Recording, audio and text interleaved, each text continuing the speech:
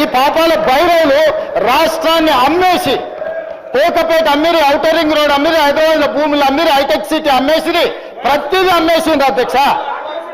Wine షాపులు last కు మన బలహీనతను కూడా 6 నెలల ముందుగానే అమ్మేసుకున్నారు అధ్యక్ష. వైన్ షాపుల పేర్ల మీద ఒక్క వైన్ షాప్ ఇస్తామంటే 100 అప్లికేషన్లు తీసుకున్నారు, వాళ్ళ పైసలు కూడా వాపసు ఇవ్వలేదు అధ్యక్ష. పాప ఏదో వ్యాపారం అవుతుందని వారు 50 వేలు కడితే వేల కోట్ల రూపాయలు అవి కూడా కొల్లగొట్టి, అంటే వ్యసనాలు ఉన్న వాళ్ళను కొల్లగొట్టారు, వ్యాపారాలు చేసిన వాళ్ళని కొల్లగొట్టారు, 60 ఏళ్ళు మనం సృష్టించిన సంపదను కొల్లగొట్టారు, కాంట్రాక్టర్ల పేరు మీద కొల్లగొట్టారు, బ్యాంకుల పేరు మీద. అధ్యక్ష, ఏమైనా అప్పు తెచ్చుకుంటే మిత్తి అనేది అడుక్కుంటాం మనం, అరే తక్కువ చేయబోయే మిత్తి ఎట్లా ఇట్లా అయితే అని. వాళ్ళు తెచ్చిన అప్పు ఎంత రేటుకు తెచ్చిండ్రో తెలుసా అధ్యక్ష?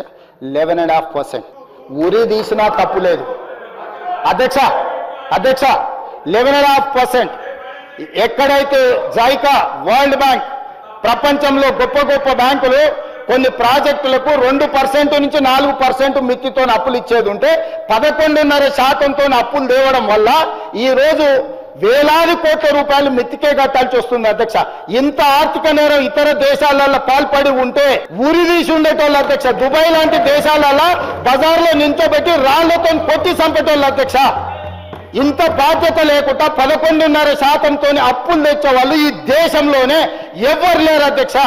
నేను ఎందుకు ఢిల్లీకి పోయిన అధ్యక్ష 20 సార్లు 23 సార్లు 50 సార్లు ఆర్థిక శాఖలో ఉండే నిపుణులను కాళ్ళు పట్టుకోవాల్సిన పరిస్థితి వచ్చింది అధ్యక్ష. కనీసం నా డెట్ రీస్ట్రక్చర్ చేయి, రేట్ ఆఫ్ ఇంట్రెస్ట్ 11.5% నుంచి కనీసం 7%కో 8%కో తగ్గించు అని 4-5% మిత్తి తగ్గించుకుంటే నాకు నెలకు 1000 కోట్ల రూపాయలు మిగులుతాయి. ఆ 1000 కోట్ల రూపాయలు ఏదైతే young India integrated residential schools, SC ST BC మైనారిటీలకు ఏవైతే రెసిడెన్షియల్ స్కూల్స్ ఇచ్చామని గొప్ప చెప్తున్నారు, ఒక్క స్కూల్ బిల్డింగ్ అనే కట్టిరా అధ్యక్ష.